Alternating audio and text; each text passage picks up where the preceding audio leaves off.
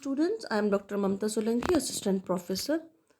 आज के इस वीडियो में हम इन्वर्टिब्रेट्स में एक्सक्रीशन पढ़ रहे हैं और वो भी सबसे सिंपलेस्ट टाइप का, बॉडी सरफेस से किस प्रकार से रेस्पिरेशन होता है। ये टॉपिक बीएससी पार्ट सेकंड का है। Excretion is the process of removing waste and excess water from the body. It is one of the major way the body maintain homeostasis. Excretion की जो प्रक्रिया है, जो भी फूड लिया जाता है तो उसके मेटाबॉलिज्म के बाद जो भी एक्सक्रीटरी प्रोडक्ट उत्पन्न होता है, जैसे कि मोस्टली नाइट्रोजनस वेस्ट, प्रोटीन के मेटाबॉलिज्म से नाइट्रोजनस वेस्ट और फैट के मेटाबॉलिज्म से जो भी एक्सक्रीटरी प्रोडक्ट बनते हैं उनको शरीर से बाहर निकालना बहुत आवश्यक है। और बॉडी के मेंटेनेंस के लिए, होम्योस्टेसिस के लिए, क्योंकि इनकी मात्रा अगर बॉडी में अधिक हो जाएगी तो वो टॉक्सिक होते हैं बॉडी के लिए, तो उसको शरीर से बाहर निकालना बहुत आवश्यक है। तो एक्सक्रीशन की प्रोसेस जो है, डिफरेंट ऑर्गन, इन्वर्टिब्रेट्स में डिफरेंट ऑर्गन्स होते हैं जिनके थ्रू होती है, उनको हम इन वीडियोस में आगे पढ़ेंगे। प्रोटोजोन्स में देखा जाए तो इन protozoans like amoeba and paramecium, carbon dioxide and amino और ammonia are mostly excreted out by diffusion through body general body surface. Protozoans में देखा गया है, जो एक एग्जांपल ले हम अमीबा और पैरामीशियम, जिनमें कि CO2 व अमोनिया होता है एक्सक्रीटरी प्रोडक्ट, और इनको डिफ्यूज़ या बाहर निकालने के लिए उनकी जनरल बॉडी सरफेस ही काम आती है। और बॉडी सरफेस के साथ साथ जो कॉन्ट्रेक्टाइल वैक्यूल्स होती है वो भी बहुत इम्पॉर्टेंट रोल प्ले करती हैं।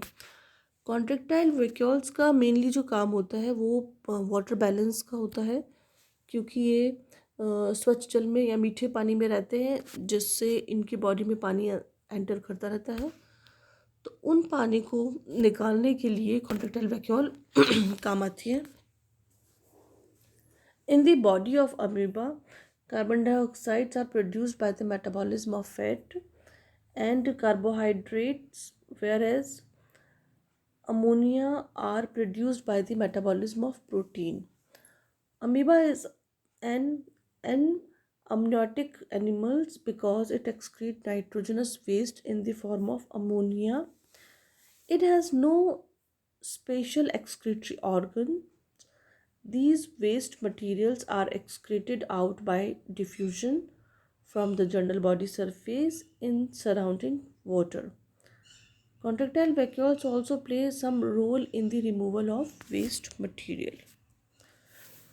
ये एक अमीबा का डायग्राम है जिसमें हम फूड वैक्यूल्स भी देख सकते हैं, न्यूक्लियस, ये मेम्ब्रेन, एंडोप्लाज्म, अंदर की तरफ होता है एंडोप्लाज्म और बाहर की तरफ एक्टोप्लाज्म। ये कॉन्ट्रेक्टाइल वैक्यूल है जो कि जितना भी एक्सेस में वाटर है वो इसमें आ जाता है और ये सरफेस पे जाके उसको रिमूव कर देता है। तो इसके साथ ही कुछ एक्सक्रीटरी प्रोडक्ट जैसे कि CO2 और अमोनिया इसमें डिज़ोल्व हो जाते हैं और डिज़ोल्व या डिफ्यूज़ हो जाते हैं इसके थ्रू, या जनरल बॉडी सरफेस के द्वारा ही वो बाहर निकाल दिए जाते हैं। ये कॉन्ट्रेक्टाइल वैक्यूल एक मेम्ब्रेन के एक तरफ आके और यहाँ से एक्सोसाइटोसिस के द्वारा बाहर निकाल दिए जाते हैं। The waste material present in the cytoplasm arrive in the contractile vacuole, which come in close contact with the plasma membrane and ruptured out to release its content in the surroundings.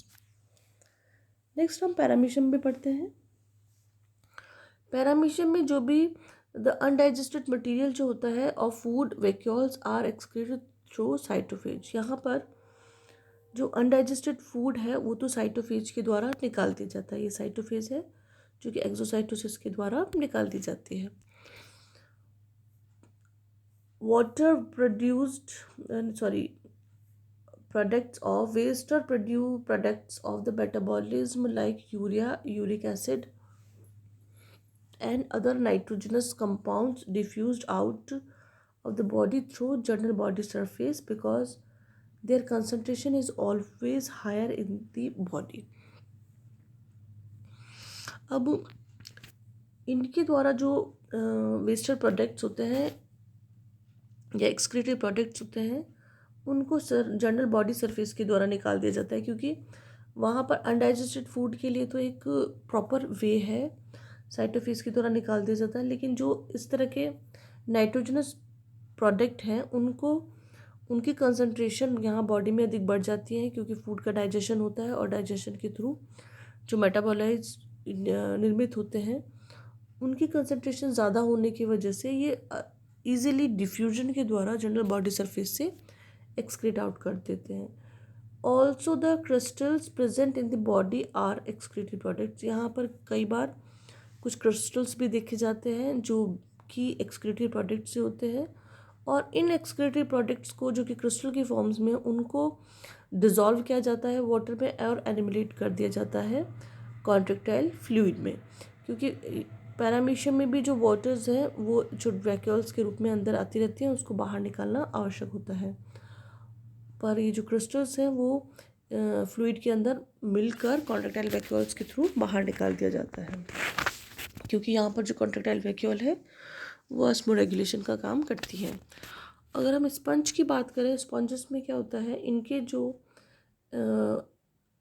Waste material है nitrogen और carbon dioxide के रूप में, उनको ये जो central cavity है spongocoel वहाँ पर डिफ्यूज़न के द्वारा छोड़ दिया जाता है और एक्सकरेंट वाटर के थ्रू ये बाहर निकाल दिया जाता है।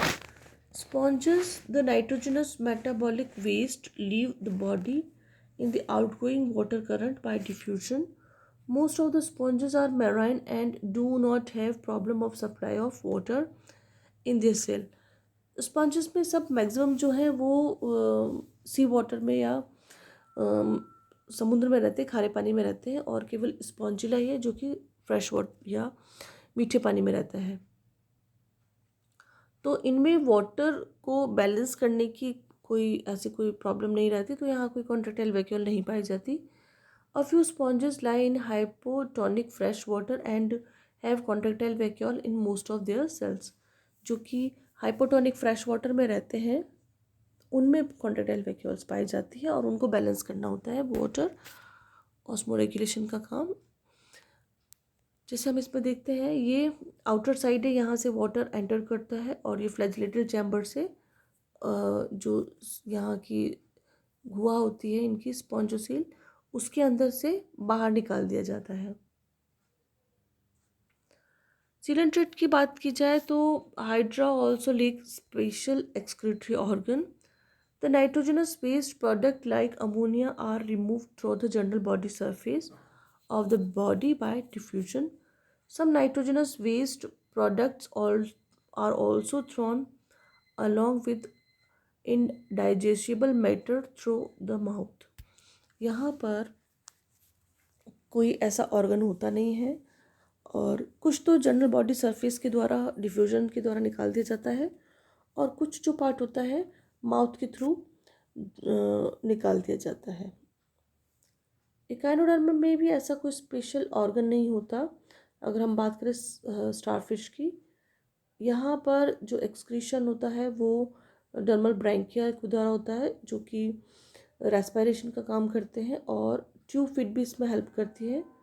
यहाँ पर amoeboid coelomocytes also excretory type of product. Next जो हम पढ़ने जाएंगे वीडियो में वो कुछ डिफरेंट टाइप के ऑर्गन्स होते हैं, उनमें हम पढ़ेंगे एक्सक्रीशन। Thank you.